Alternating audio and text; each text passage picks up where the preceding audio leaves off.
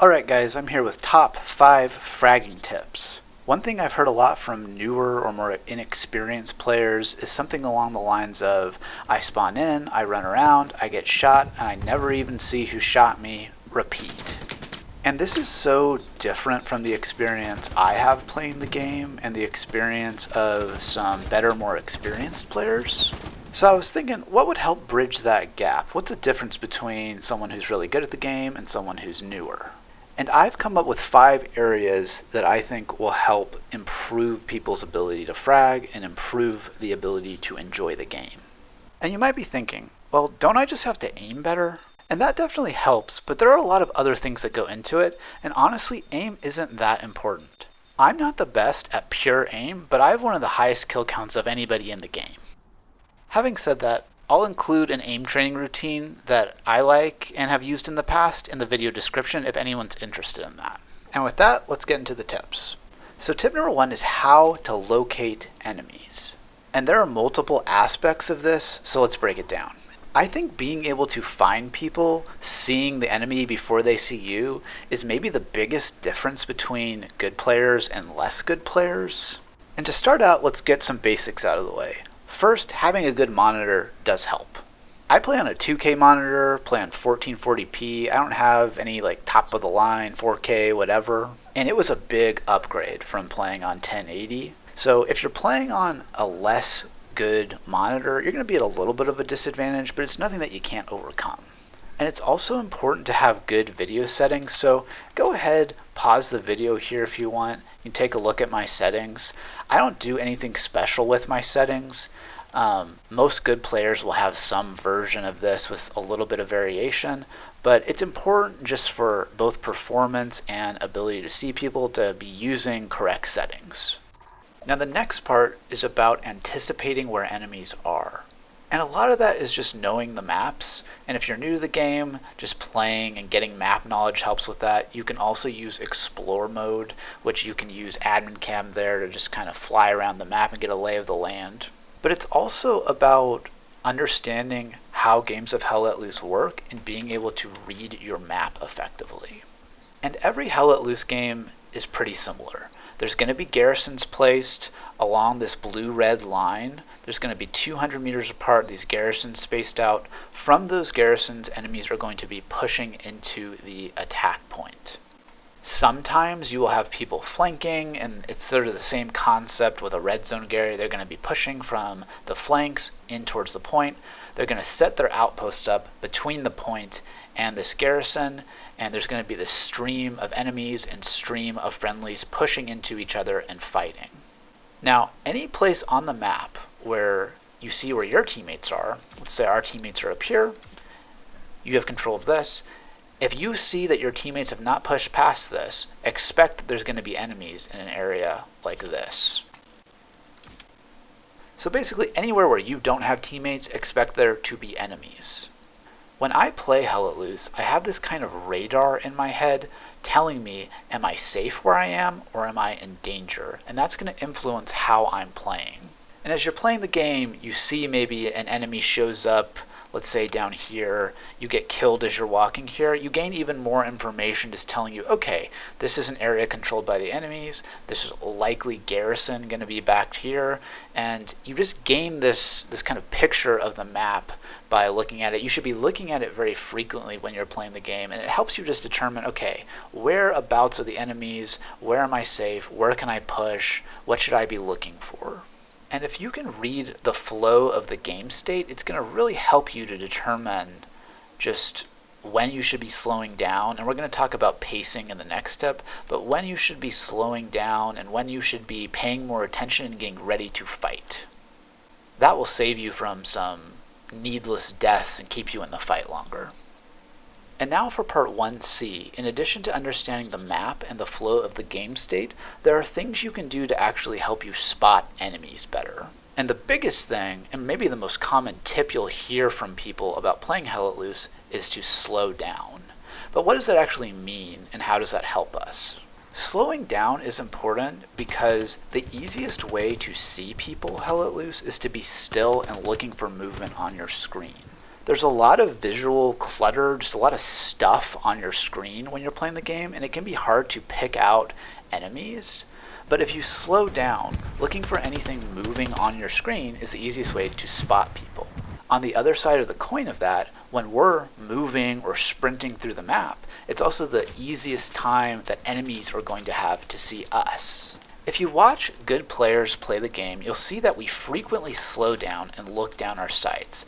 For some players, it kind of looks like this, where they're constantly kind of zooming in and looking around. It doesn't mean that we're constantly camping or that we're not moving, but we're very often slowing down and looking around, just looking for targets, looking for movement. Again, we'll talk about pacing in the next tip, but this is something that is very important. New players especially just run around too much. You need to slow down, look for targets more often, particularly when you think you're in one of those dangerous areas we were talking about in the last part. The next part of locating enemies is using audio cues, and this is again extremely important and something I noticed that newer players are not making use of enough. You just have to understand the gun sounds. You get so much information in this game from listening to the audio, sometimes even more information than what you're getting visually. So the next minute of the video is going to be important gun sounds from both Allies and Axis. I'm going to skip over the British and the Soviets. If you know the Axis guns, then you can pick out the other factions pretty easily. But I want you guys to just listen to the guns. If you don't already know the sounds, this will help you to learn them more effectively. And this is what they sound like from about 100 meters away.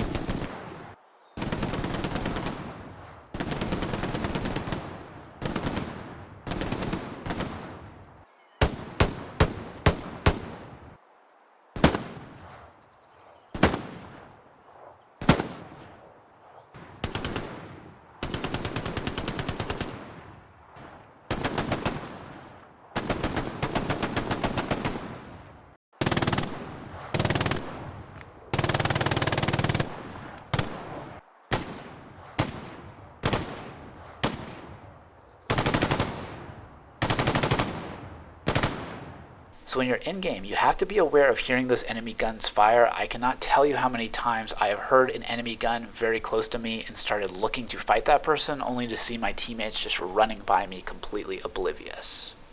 And the last part of spotting enemies is about using verticality, meaning get up high. It makes it way easier to see people. It just makes it easier to see people walking around, see people in wheat fields. You just open up these sightlines when you can get up high in this game, and good players use verticality a lot more than newer players. I have a playlist of map mastery videos where I go over a lot of secret spots on different maps, and a lot of those spots are just ways to get up high and see people more easily, so check that out in the video description. For the second tip, we're going to be talking about pacing, and what I mean by that is how quickly you are moving through the map. In Hell Let Loose, there are technically three and a half types of movement. There is standing still, sprinting, and the middle ground between those two of moving with your gun out and ready, and also moving while ADSing, though you're not going to be doing that as much. As we've established in the first tip, sprinting can get you killed. Moving too fast makes it harder to see people and easier for them to see you, but that doesn't mean that we don't want to ever be moving quickly. It just means that it should be this intentional choice when we're sprinting and why. So the first thing I want to say about this is that most players are either sprinting too much or standing still too much and camping too often. Most people are not utilizing this moving with your gun up and ready enough. If I'm ever in an area where I think I'm in danger and I want to be ready for a fight, I want to have my gun up and ready like this. I can get to ADSing more quickly. I can more easily control where my crosshair is placed, which we'll talk about later. But just know that you want to be doing this more often, moving with your gun up and ready, when you think there are enemies around and you need to be ready for a fight. There's also nothing wrong with being still camping, but we want to be intentional about it. If you get into a power position, like say I get into this factory and I have a bunch of enemies in front of me, I do want to stay here for a while and keep fighting. Doing this can help clear space for your team, it can hold off an enemy push. There are times when you definitely want to just camp and chill and farm people, but you do want to think about, am I actually helping? Am I helping my team being here? And it can be kind of a gray area when it's just farming kills versus helping your team. But just know that if you do make it into one of those power positions, don't be too quick to move off of it. And then for sprinting, there are times where we definitely want to do it, but it should really be if we're trying to get from point A to point B very quickly, or if we know that we're in a safe area, maybe we have teammates ahead of us, and we know we can sprint without having to be in a fight quickly. So let's say I wanted to get from my current spot over there. I'm going to sprint through this field, but there's some things to keep in mind. When I'm sprinting, I'm not just running in a straight line. I'm changing up my speed, I'm stuttering my sprint, just to make it harder for people to hit me. Even if I'm not actively getting shot at, I want to make it harder for anyone looking at me to get that first shot, so just changing up your movement, strafing back and forth. I know I'm vulnerable right now because I'm sprinting through the open, so I'm going to act like it. I'm going to make sure that it's hard to hit me as I'm doing something like that. So to summarize, slow down more often, use that middle ground, gun up and ready speed more often, and just be mindful of when you want to be camping and when you want to sprint, and if it's actually helping you.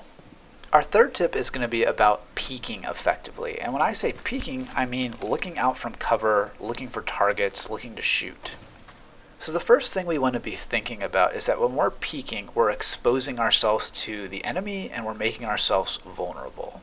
So when we're peeking, what we want to be thinking about is exposing as little of our body as possible, while also not overloading ourselves with visual information and being able to pick out our enemies. In other videos, I've called this incremental peeking, but I think the actual term for it is called slicing the pie. So what that means is you want to think about your visual range as this sort of slice of pie on your screen, and when you're peeking, you want to slice parts of that pie incrementally rather than just step out and see the whole thing. And the reason we do this is twofold. One, when you peek this way, let's just say if I wanted to get maximum visual information, I'm exposing too much of my body, right? I'm also looking at way too much visual information.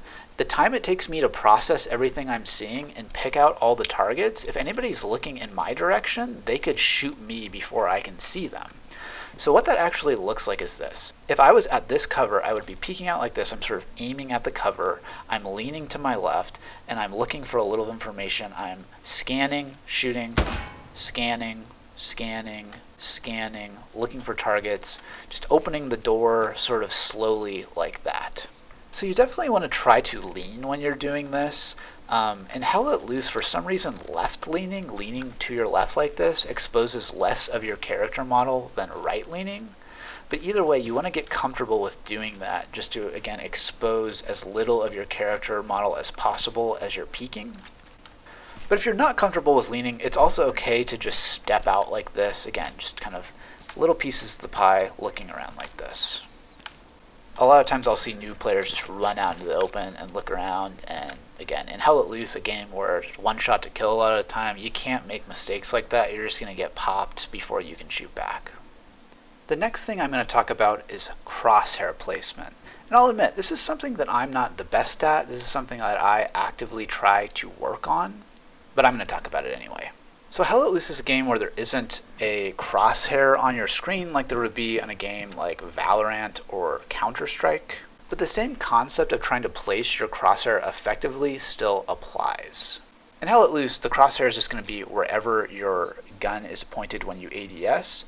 When you are walking around like this, the crosshair is kind of up and to the left of the end of your gun, depending on what gun you're using. So you can see, like right now, I'm about at that hedge opening, but when I zoom back out, it's a little bit, again, it's like up and to the left where your crosshair is going to be. So ideally, when you're moving around, you want to keep your crosshair at about center mass, head, neck height. A lot of times people have the tendency to keep their crosshair too low, especially when you're moving. Like right now you would think, okay, my crosshair is relatively centered, but if I zoom in, I'm actually pointed at the ground and not at the road in front of me. So ideally you want to practice just trying to keep your crosshair up. This is just going to make it so when you get into a fight, you don't have to do this large swing to get onto target. Let's say there's a guy right there and I'm running like this. He peeks. When I ADS, I have to do this big swing versus if my crosshair is centered better, I can do this little micro correction to kind of get on target. It's just a lot easier to hit people. And this is just something to be mindful about, to try to think about. If you notice that my crosshair is too low, just try to bring that up, especially in areas where you might be fighting. One tip for this is if you're pushing in a direction and you want to have your crosshair at an area you expect an enemy to peek, you can just zoom in real quickly, get your crosshair on target, and then when you're moving, just keep your crosshair there. This way, if anybody peeks, you can just instantly ADS and you'll be close to the opening. And the last thing I want to talk about is what to do when you get caught out or when you're getting shot at. I can always tell how good a player is by how they react to getting shot at. Bad players will often just ignore getting shot at and just keep moving like nothing happened, or even worse, they'll just lay down prone and just give the other person a very easy shot. Sometimes they'll just start firing off in random directions. In contrast, a good player will react to getting shot at by strafing back and forth like this and looking for a target, or instantly trying to get to cover. So that's what I would recommend to do. If you're running, say you're in this open field like I am and you get shot at, you want to just keep moving. You want to use your audio cues, look around, try to see where you're getting shot at, keep dodging back and forth, and then try to get shots back towards the enemy. And the other option is if you have cover nearby, just run towards that cover and get into cover. Just like we talked about earlier, don't run in a straight line. Try to kind of move back and forth, again, dodge the shots and get back to cover so that you can then figure out where the enemy is. I will say another big thing I see with newer players is they just don't shoot back enough. I get into this argument about MG a lot where people will tell me suppression is really useful because it makes people kind of duck and get down. But that's just not really how this game works. Good players just shoot back. And there's been so many times where I'll see a bunch of teammates kind of cowering behind cover, and I'll just walk up and I start looking for targets and shooting the people that are shooting them. Don't start throwing smoke grenades at yourself. Don't just hide when you get shot at. Again, you should be looking to fight back. And another thing I'll add on to this is you have to get used to in this game shooting while moving. You can't always slow down and zoom in like this. If you're like far away shooting at people that don't see you, you can definitely do that. But if you're getting shot at or like in a kind of gun battle, you have to be able to shoot on the move like this.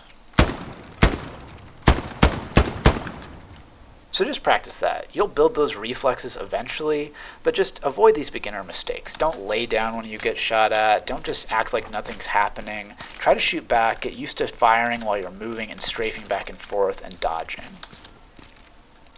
And that's it, guys. Those are my top 5 fragging tips. Hope you found this helpful. Get in the comments. Let me know if you have any questions. Let me know if there's any other guides you guys might want to see. I'm kind of running out of ideas for guides. So if there's anything else that you guys would find helpful as a topic for a guide, definitely let me know in the comments. And then like and subscribe if you are enjoying this content. Also, shout out to my old teammates who helped me work on all this stuff. Convenant was someone who helped me a lot. My old teammate Twist. Shout out to those guys if they ever happen to see this.